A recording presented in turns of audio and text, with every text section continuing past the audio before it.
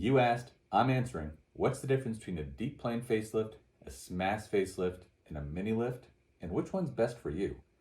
I'm going to use this highly abstract teaching model to show you in the clearest way possible what the differences are so that when you finish this video, you will understand them extremely clearly. So the first thing we need to do is say, what exactly is a facelift? To a plastic surgeon, a facelift treats the lower half of the face, jawline, maybe a little bit of the neck. A brow lift treats the brow. Blepharoplasties treat the eyelids. A neck lift treats the neck, earlobe reductions, lip lifts, little side dishes like that. But a facelift is about the jawline and the cheek. Okay, so when you say a full facelift, what you're really saying is brow lift, eyelids, etc., etc., etc.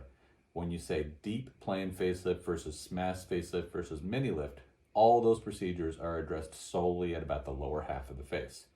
So in this teaching model, I have the skin represented by the tan layer, I have the fat represented by the yellow layer, and the superficial muscular aponeurotic system, also known as the SMAS, represented by this red layer. All facelifts work on the lateral side of the face, the cheek area, in these layers. And although there are countless variations of facelifts with generic names, trademark names, specialized names, surgeons' names, they only all work on these same structures. So let me show you how they fall into three basic families. So the first family is a mini lift. And what's a mini lift versus a regular facelift? It's kind of like the difference between a snack and a meal. There is no clear boundary where a snack stops and a meal begins. One man's snack might be someone else's full dinner. Well, the same could be said with a mini lift. So in general, a mini lift implies shorter incisions, dissecting or separating the superficial layer to a limited degree, because dissecting or separating the skin and fat layer up off of the muscle layer, that's not a natural plane. It's not an avascular plane. You have to do sharp dissection to do that. That comes along with bruising and swelling. So we limit that. And it also implies a quicker recovery because of this limited dissection. So with the average mini lift, what's happening, the incision is towards the ear. And on this model, we already talked about the skin, the fat, and the SMAS. This represents the nasolabial fullness down to the jowl fullness, down here by the jawline, okay? The black line in here, this represents the nasolabial fold. So in a mini lift, what's happening is the incision is made by the ear, a limited amount of undermining is performed, and then way back here by the ear, either the skin itself is pulled to get some improvement. Now, one thing you can already see happening, when I pull on the skin, there are weird strain lines that form in the skin. And this is when you see that the outside layer looks tight and strange looking and sweeps in the skin. This is like a 1970s, 1980s kind of facelift, and that's called a skin mini facelift. And almost nobody does that anymore. More commonly, what's done, little bit of skin undermining, and then the SMAS layer is tightened. And when you tighten the SMAS layer, you can see we're getting some motion of the bottom part of the jowl down towards the jawline. Very limited motion up here, but some motion down low.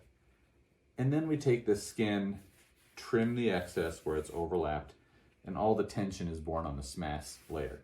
So that's a mini lift. So if that's a mini lift, is that a good option for you?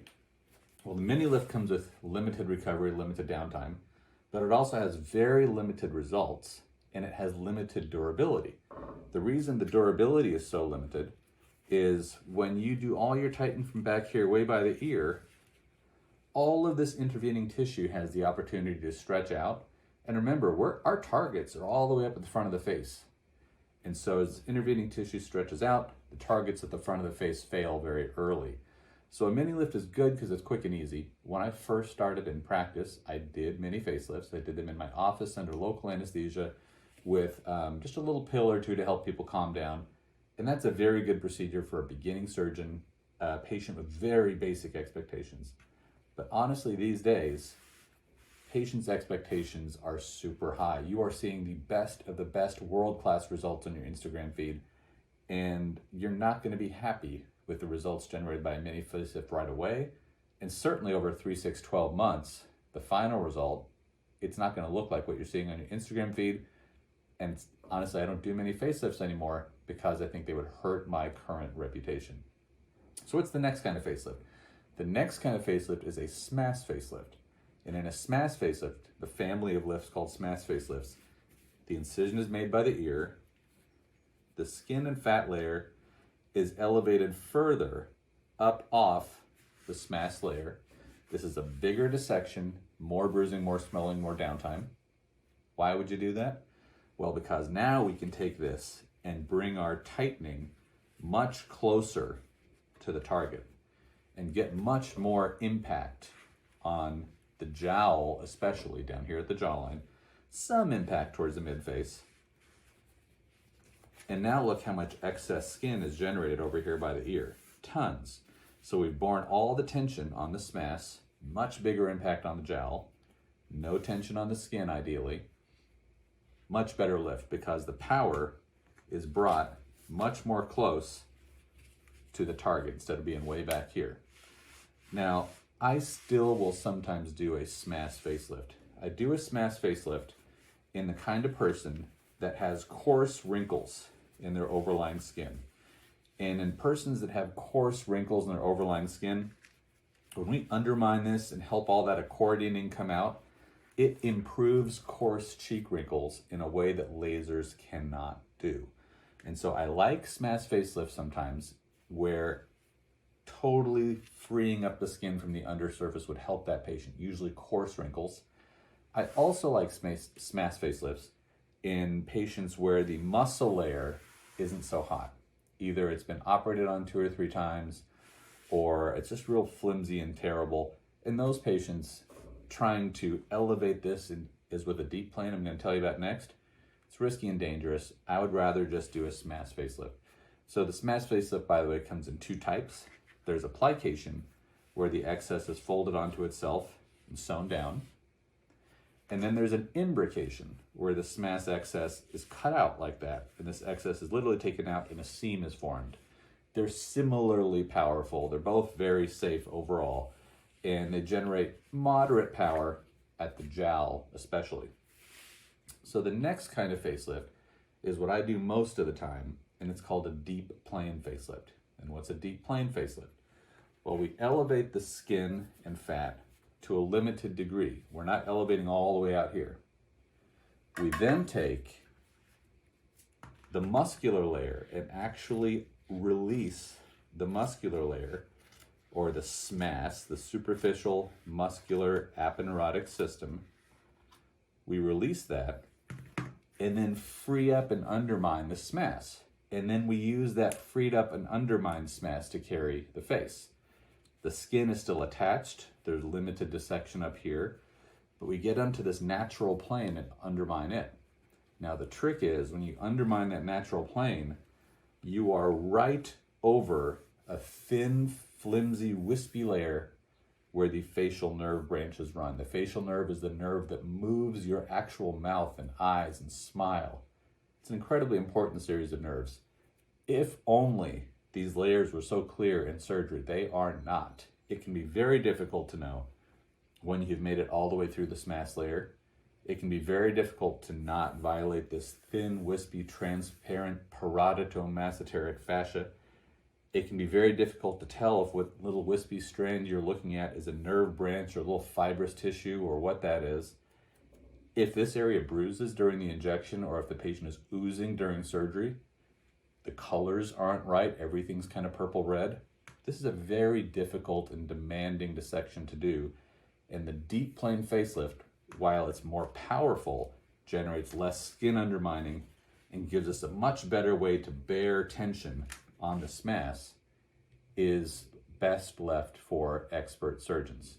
Some of you have been wondering, now what's up with these push pins? How come all the motion is happening up here at the jowl and none of it's happening up towards the nasolabial fold?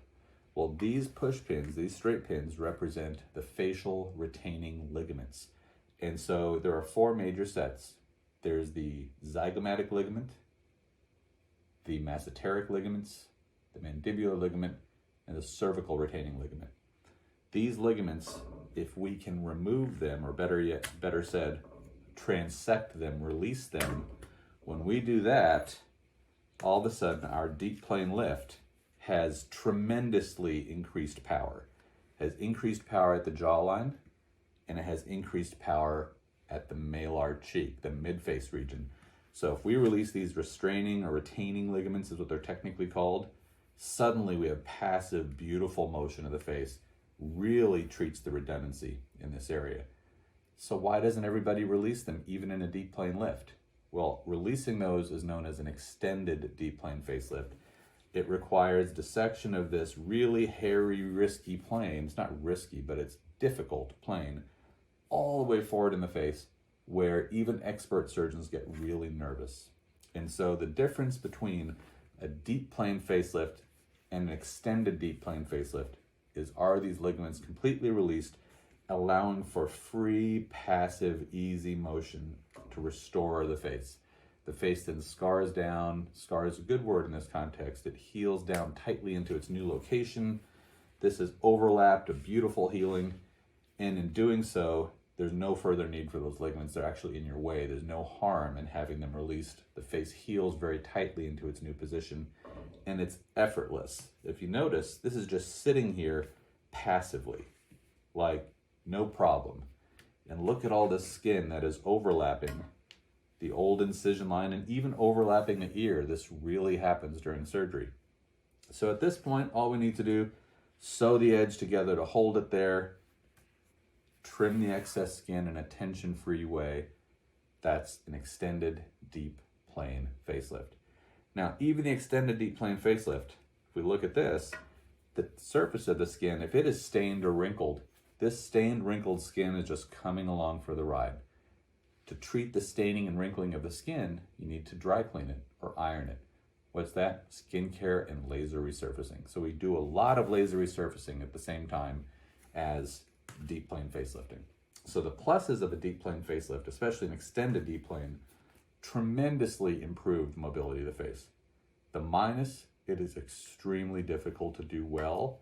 And if you do it poorly, you can have nerve injuries, which can make you look really bad. Hopefully they'll resolve. They usually do, but not always. This is where this is tiger territory. This is where angels fear to tread. So I hope that was a helpful description of the differences between those. I should say today is May 10th, 2021, that I'm filming this video. This is how I feel about facelifting surgery today. 5 years ago, my approach was different than it is today. I'm really hoping that 5 years from now, my approach will be different. So if you're at home watching this video and it's 2026 and you're about to come see me for a consultation, and I recommend something different or say something different, it's because my beliefs continue to evolve as my experience continues to grow and as the field continues to expand and we understand anatomy better. So I hope that was helpful. If you have any questions, please put them below. I would appreciate it if you liked it and commented it and shared, get this video out in front of people, because I think it is the single best description, the most clear description of surgery to the aging face that I can even conceive for lay people. Thank you so much.